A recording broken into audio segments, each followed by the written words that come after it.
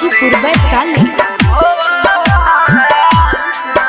Mix बार Pallavi recording studio मठिया मोड़।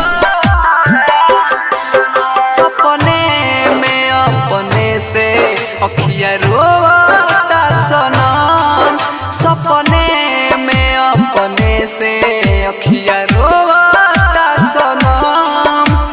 जब जब याद आवेला, जब जब याद आवेला तोहे जो होता सनम। सपने में अपने से अखिया रोता सनम, सपने में अपने से अखिया रोता सनम।